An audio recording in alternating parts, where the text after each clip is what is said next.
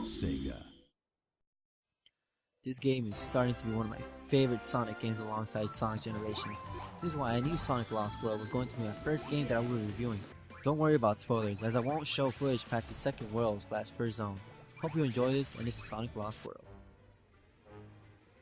I have to give it to Sega. The story puts a new twist in the Sonic series, and so far I've enjoyed it. The story starts off with Sonic having an air battle with Dr. Eggman. Not too long after, you see that Eggman has harnessed the power of 6 menacing creatures known as the Deadly Six. However, they all rise up against Dr. Eggman, and Sonic must unite with his enemy, Dr. Eggman, and explore the mystical Lost Hex to take them all on. Controls. This game is like a Super Mario Galaxy cross Sonic hybrid. I'll start off by saying you can't use the Pro Controller. I was kind of upset, but I managed to do without it. It was a bit hard to get used to the controls, but once I got past the second zone, I had the controls pretty much down. This is similar to the controls of Wonderful 101, where the controls need a bit time to get used to. Don't worry, you'll be fine. The game's not that hard anyways.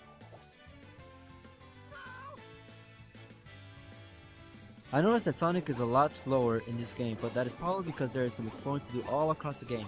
For example, there are these big red coins you must look for and collect, similar to the big coins in New Super Mario Bros. U.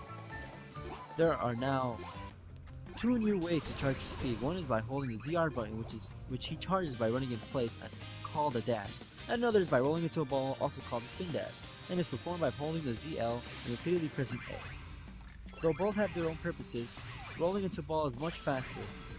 I like the new parkour feel that Sega gave Sonic. It fits perfectly into this particular kind of game, and at times is very useful. For example, this wall jump.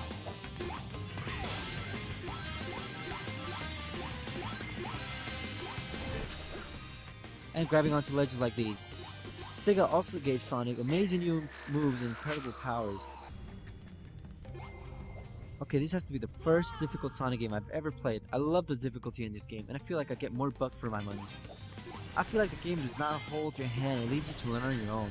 I can say that I died a couple times just in the beginning levels, but I believe the difficulty is exactly where it needs to be, and it's a perfect fit for this game. Visuals.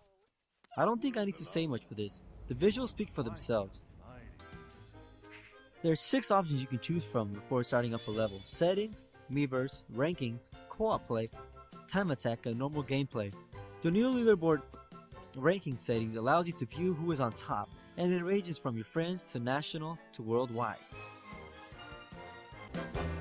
If you happen to pre-order the game, you probably know you got the DLC for free, which includes the Deadly Six Nightmare, monsters inspired by the game Nights into the Dreams, and you get to fight in an exclusive level. I feel like this is both good and bad, because those of you who did not pre-order will have to buy this separately, and that kinda sucks. The story has a bit of comedic scenes which makes the game and story much more enjoyable. The controls of this game can be hard to use at first, but after a short time, they are easily manageable. And even though there is no Pro Control support, I'll live. Using the gamepad is just as fine.